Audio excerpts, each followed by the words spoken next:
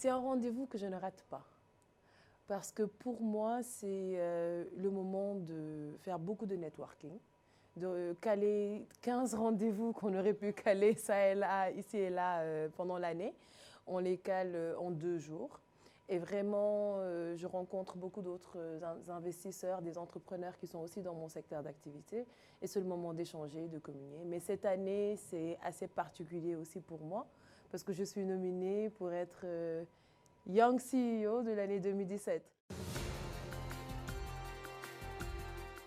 En tant que femme d'affaires, bon, j'ai vu que cette édition est aussi très tournée vers la promotion de la femme en entreprise.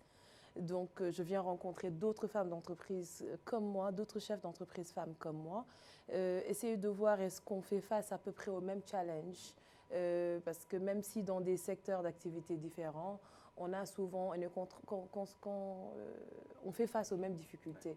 Donc, on va voir si c'est pareil et puis essayer de trouver des solutions ensemble. Voilà, renouer contact avec d'anciennes connaissances. Il faut viser loin, il faut aller vite. Il faut aller vite.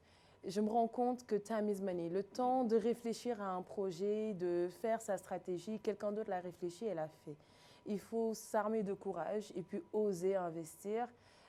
Certes, il faut quand même allier tout ça à beaucoup de sécurité dans le business et puis une analyse très pointue de son investissement, mais je pense qu'il faut oser, il faut bouger. Ni l'âge, ni le genre, ni le climat, on va dire, ne doit être un frein à l'investissement, en tout cas en Afrique.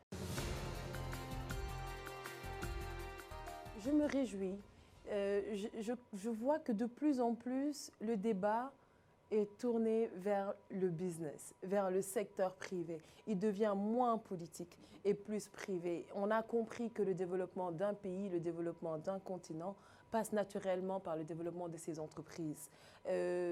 Donc c'est ça, comment les renforcer, comment créer. Chaque pays doit créer ses champions nationaux.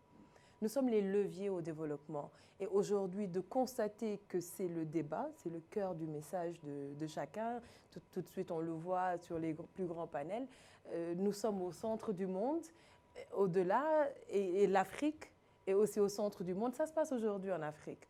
Donc c'est une fierté, tout ça. Et puis après, il faut prouver. Je le pense très profondément. J'en sens la responsabilité et même le devoir de continuer à l'incarner aujourd'hui. Je dirige une société dans l'agroalimentaire, dans l'agriculture. On a tendance à avoir plus d'hommes que de femmes.